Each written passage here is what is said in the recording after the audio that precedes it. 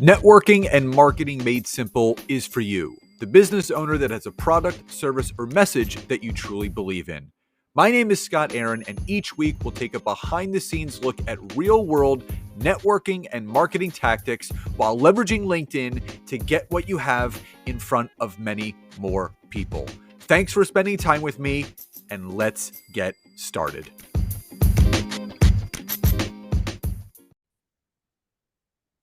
Hey, everybody. Welcome back to another episode of Networking and Marketing Made Simple. Super excited for today's episode. Number one, obviously, we have another interview coming at you. And I know just from all the feedback that we get each and every week from you guys about all the amazing, amazing people that we have on the podcast, how much you appreciate the stories, the journey, all of the pitfalls, the ups and downs that these people have shared to get to where they are today.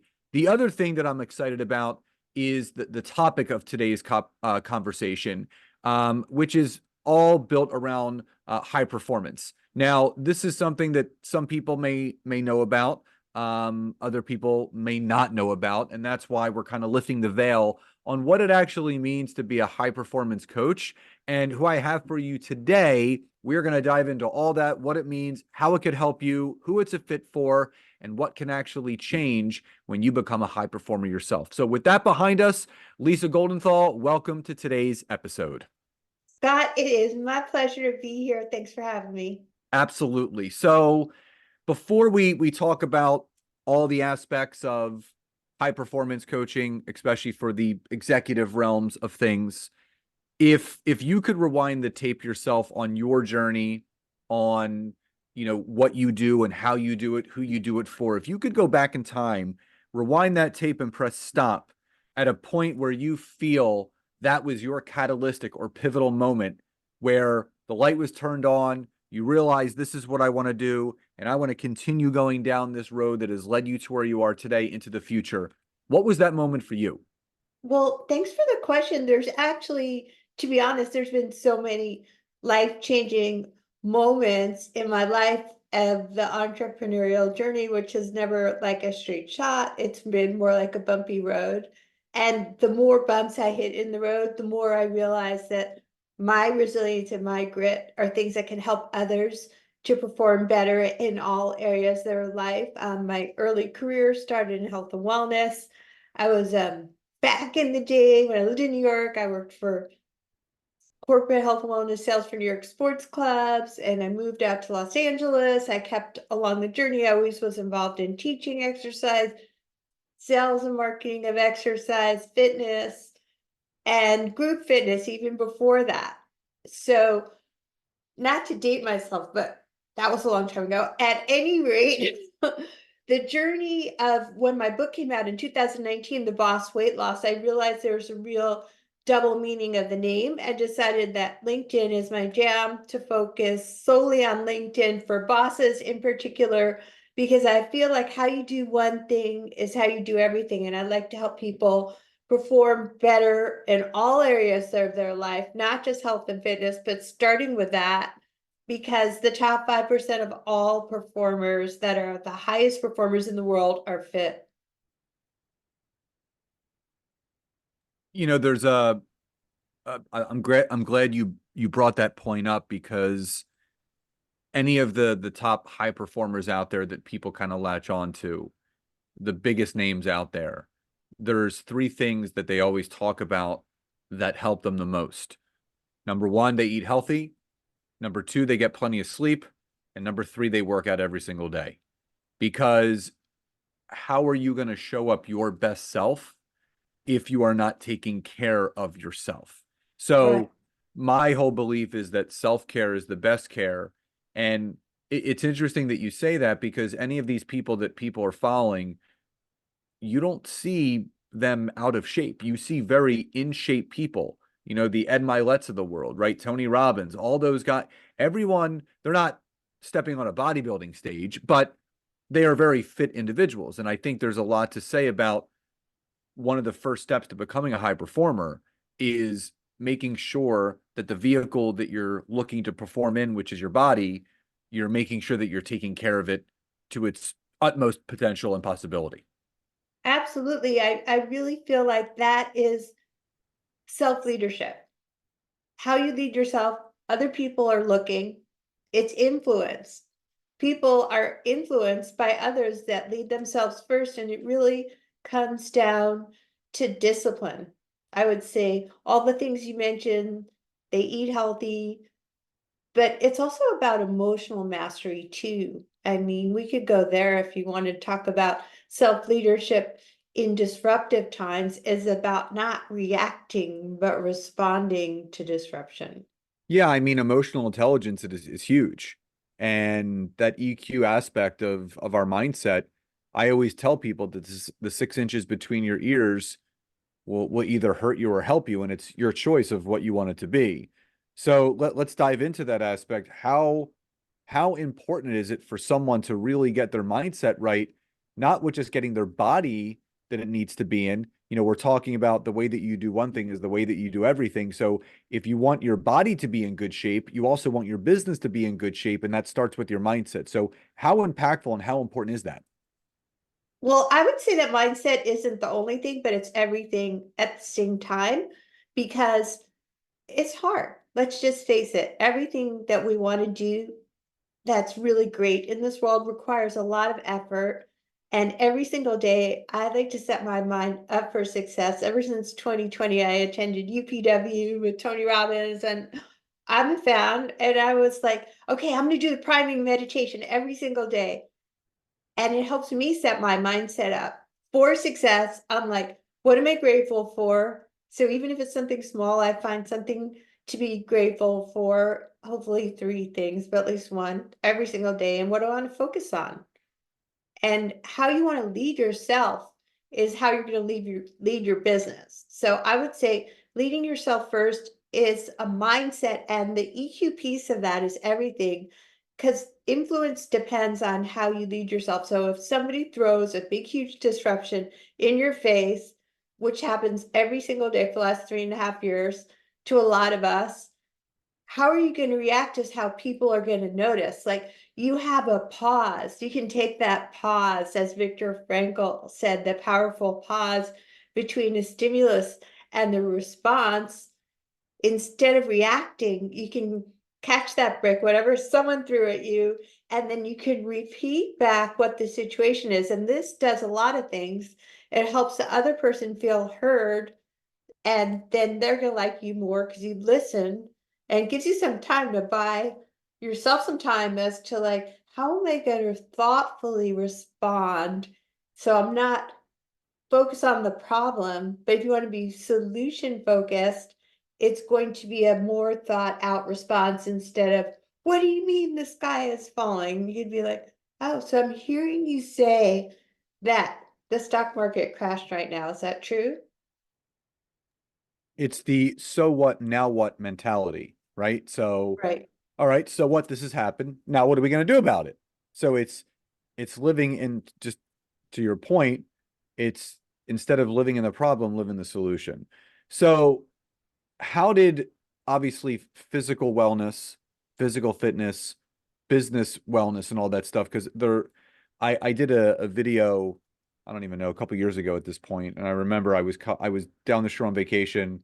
I came out of the gym and I wanted to do a video on LinkedIn, and I was correlating my time, almost 18 years in the health and wellness industry, compared to what my wife and I are doing now, growing our business. And I said there's a lot of correlation between what it takes to grow a healthy body, to grow a healthy business. And I said, Right.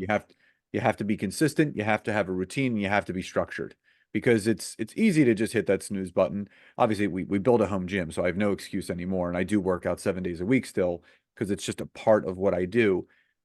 What got you intrigued, into the fitness side of things, and keeping in shape and wanting to make that part of your daily ritual, but also how has that helped you become a high performer yourself?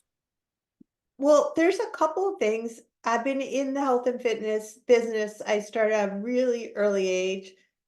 So, okay, it was a long time ago, like in the 80s, before you guys were even born. And so I guess I'm the OG in fitness. Like, I started out teaching classes, and I find that I am somewhat of a high anxiety type of person. And I think the reason I've always like sort of drifted towards fitness, whether it be running the New York Marathon, teaching group fitness or spinning or training people and sales and marketing and fitness, it's just something that I wholeheartedly, my whole entire life, have believed that it's helped me. Like when the going gets tough, and like I said, my road to success has not been straight shot, and neither has anybody else that I've ever interviewed on my podcast, The Whole CEO of Lisa G, which I was lucky enough to have you on.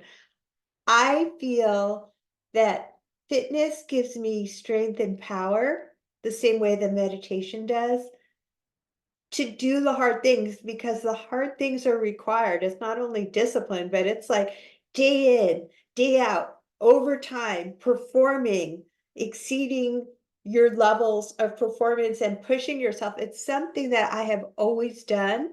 And I think it does also calm me down. Our mental state is so important, and Tony calls it priming. There's a lot of names for it, and stating your intentions for the day, all those things. And for me, well, first I want to say I got to be doing something right because I'm a '70s baby, so I'm doing something right, and so I appreciate that. And again, my father, who's still in the health and wellness industry, he still competes competitively in bench press contests at 71 years old. Wow. Um, he's the one that inspired me. I didn't really get into working out until I took over the first family gym in 1998, 1999. But I was always an athlete, still am. I love it. Physical fitness has been a part of my life. It's now a part of our son's life. He's 11 years old. He already made the travel baseball team in the local area, so he's doing great things. And he comes down to the gym with me to do his push-ups and all that stuff. So it's a lot of fun. And you mentioned that it hasn't been a straight shot to the top for what you're doing. And my wife and I call it the hockey stick effect, where a hockey stick, there's that equal plane where you're just kind of crawling along, and then all of a sudden it starts to curve up, and you don't know how long that it's going to take you to get to that curve. What do you feel was one of the greatest lessons that you learned from one of the lower points in your career that taught you so much that primed you and got you ready for the success that obviously you're now having into the future that you share with other people? Well, I would like to share with your audience that, first of all, it is a long game. You always have to think long game. Like you said with your hockey puck, it wasn't like, oh, you just have to follow my program and then in 90 days you're going to knock it out of the park. I've been told that, and it's simply not true. I'm going to stand here and tell you that, like I said, you got to do the hard things. You got to have the discipline. You got to put in the reps and whatever cliches I can throw out at you. Basically, it's hard and you got to put in the work. So the biggest lessons that I learned, which is always hard for me, is to enjoy the journey. When you launch something, it doesn't land, and then you go, oh, I'm so grateful that it didn't land. I'm going to launch something else. I've done that. And it takes grit, it takes discipline. So I have learned that there's no easy button. I'm sorry, Staples. There is no easy button. And the people that are going to tell you that, there's a million of them spamming me on my DMs on LinkedIn 24/7 in my email, scamming me, trying to do this, this, and that. And I'm here to say, Scott, you're an expert on LinkedIn, but not everybody is knows what they're doing. Not everyone's put in the reps.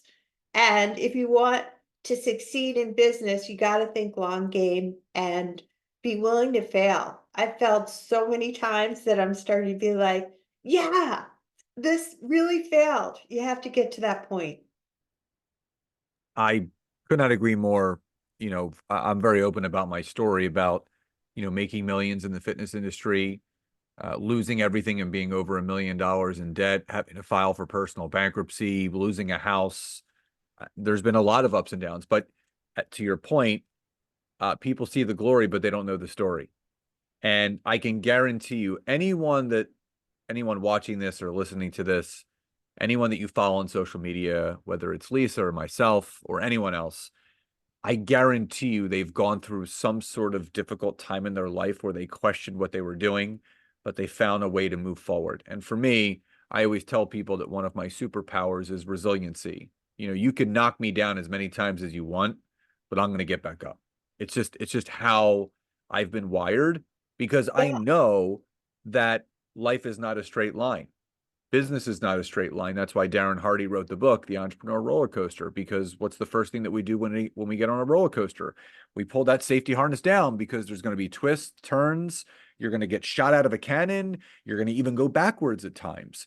So for someone that needs clarity around what high performance coaching actually is, because there's the meaning behind what a high performer is, but there's the sub meaning of what it actually means to be a high performance coach that teaches that to others. How would you clearly define that to the audience?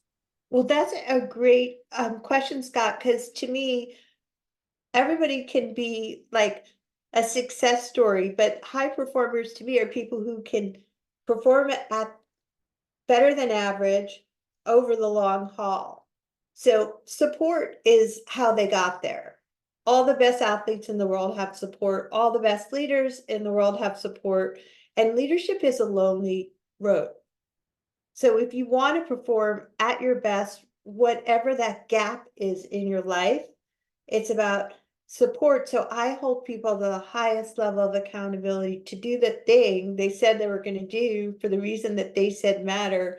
And at the highest level, it's really they need someone who's not even in their organization at times that they can trust to talk to about these disruptions that are going on in our environment right now, all the stuff that they have to, numbers to meet, they have boards, they have people they're accountable to.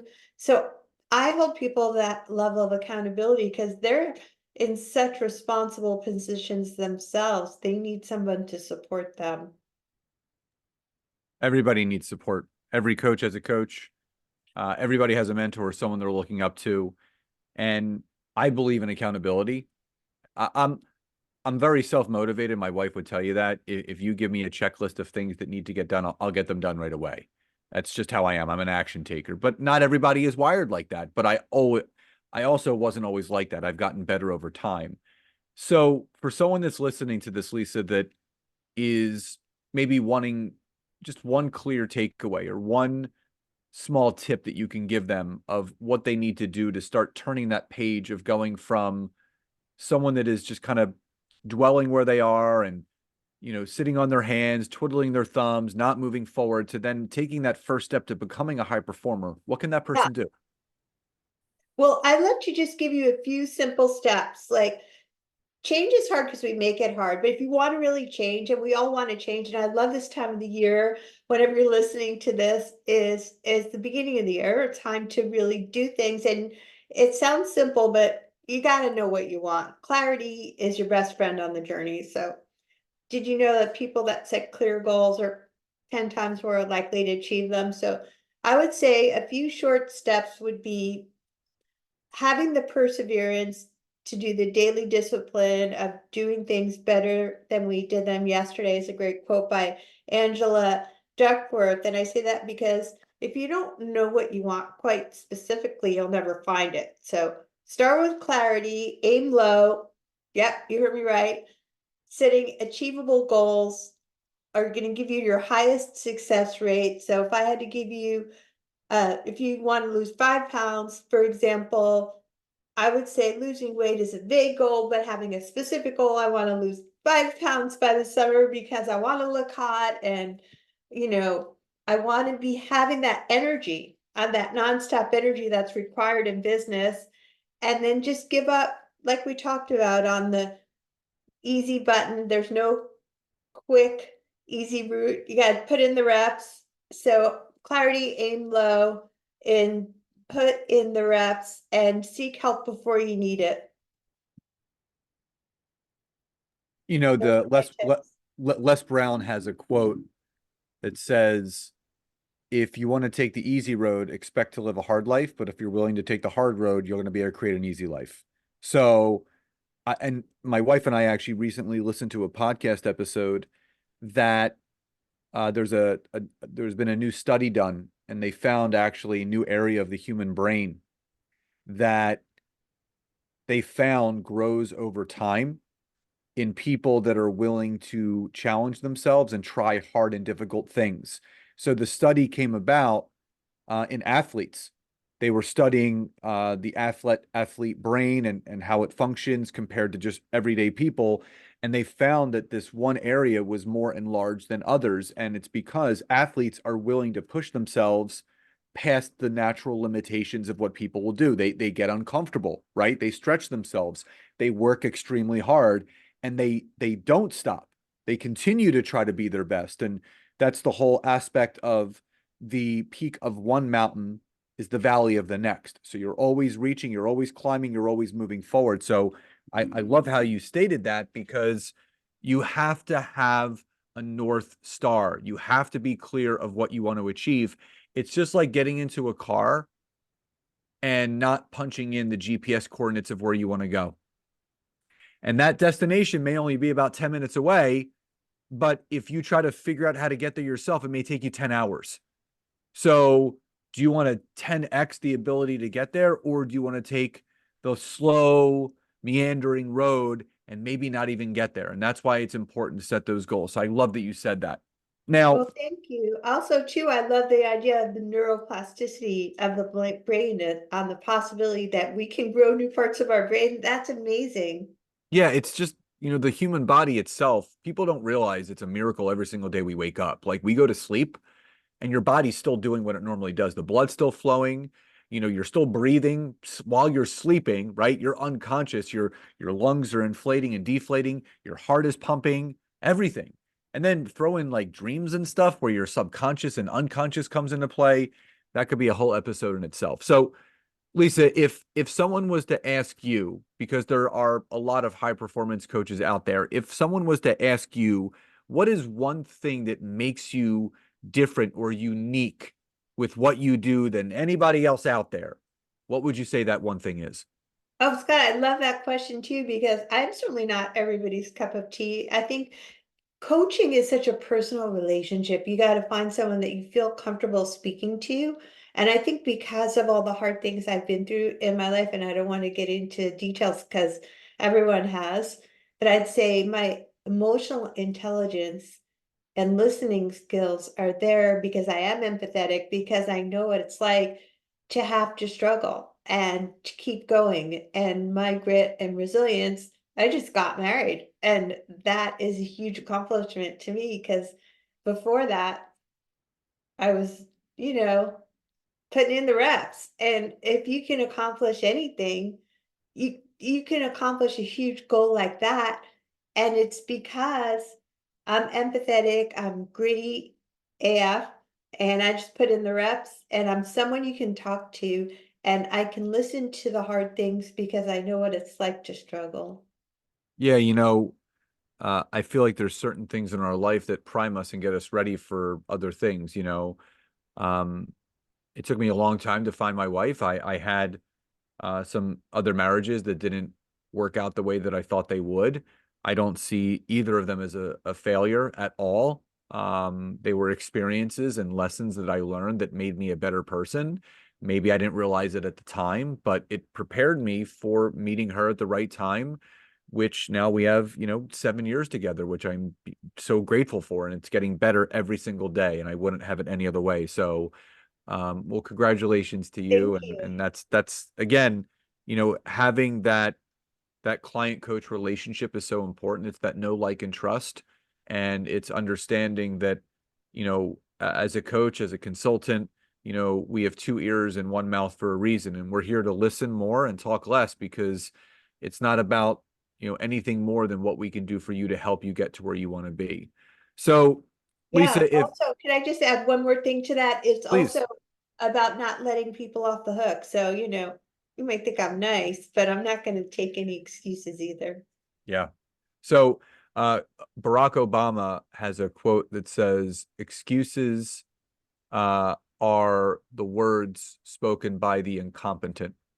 And it's so where that quote came about Nancy was she worked for 2 Fortune 50 companies, and she had said something like, to one of her higher ups that she couldn't do this. And he goes, excuses are just words for the incompetent. And it kind of like stopped her in her tracks. And he said to her, he goes, I'm sorry to use just such hard words, but stop making excuses. That's going to halt you with where you are. You're better than that. And you're not an Right. incompetent person. You're a very competent person. So go figure it out. And she did. And she's carried that with her. So I just love that quote. And it's stop making the excuses. And just to your point, like you, I wear my heart on my sleeve. I'm a very loving, caring person. But when someone needs to get tough love, I'm going to tell you straight. I'm not going to sugarcoat things because I wouldn't be doing my job if I wasn't going to tell you how it was. I'm not going to just let you get away with faltering or playing small. If I'm playing big, you're going to play big with me. So we're in the same sandbox together. Yeah, it's like excuses or results. You guys get to choose. If you want something, you gotta have someone hold you accountable and you have to do the hard work. Absolutely. So, Lisa, for those that are interested in finding more about you and your work and how you help people and some of the things that you have going on right now, what's the best way for people to find out how to work with you and to check out all the things that you have going on with your business? Well, thanks, Scott, for the question. I know you and I connected on LinkedIn. That's my jam, Lisa Goldenthal. I'm on LinkedIn, but also too, I'm running a challenge, which is going to be a course, and it's my boss program for peak fitness and weight loss. Because looking around, pandas ate all winter long, and pandemics extended that for a lot of people. So I feel like to be a top performer, let's start with your health and fitness. So if you guys want to enter that challenge, it'll be on LinkedIn and in the show notes. Awesome. So you're not going to have to go too far to find all that information about Lisa and her challenge and everything that she has going on. And do follow her on LinkedIn. She's got some great content out there. She has a great following and just a value added individual that you guys would not be sorry connecting with or following on LinkedIn. So, Lisa, final question before we sign off today. What does success truly mean to you? Well, I love that question too, because it's not what I always thought it was. I'm a very driven person, very type A. I come across all nice, but I'm really on fire most of the time. Like, just I gotta do this. And it's not only monetary success, as I learned later in life, it's also about having that work-life balance, because I have gotten burned out before just trying to be on fire all the time, like chasing my tail around in circles. And so it was only that when I finally stopped letting my phone and my computer jump in bed with me, and I started traveling more and letting love back into my life after it hasn't worked out necessarily previous tries around. I found that having work-life balance and business success are equally important, because there's so many cliches about that too. Like at the end of the day, no one's going to care how much they worked. You want to leave an impact, and you want to have someone to witness your life with. And I'd say leading with balance is success to me. Yeah. I mean, work-life integration is everything. That's why Nancy and I set our life up to only have to work 3 days a week. We have 3 days that we work, 4 days that we don't. We want to live more and work less so we can be able to spend the time with those that we want to spend it with when we want, how often we want. And obviously, you're a prime example of that as well, leading by example. And just to appreciate you so much for coming on to the podcast today and sharing your wisdom and all your knowledge with my listeners. I know they're going to take so much away from it, and I do hope that they come to the challenge, and I'm sure they will. Thanks, Scott. So for those that are listening, all the information about Lisa, her challenge, and how to connect with her will be in the show notes, the description of this episode, and the email that goes out corresponding with this. Do connect with her. And as always, please continue to support the podcast. You know what the goal for 2024 is. It's the road to 1 million downloads. We are now 75% of the way there. We're approaching 750,000 downloads, and it couldn't be done without all of your help. So continue to support the podcast. Continue to let us know what you want to hear more of. Leave your ratings and reviews so we can continue to make this podcast the best. So everyone, please enjoy the rest of your days, and I'll talk to you next time.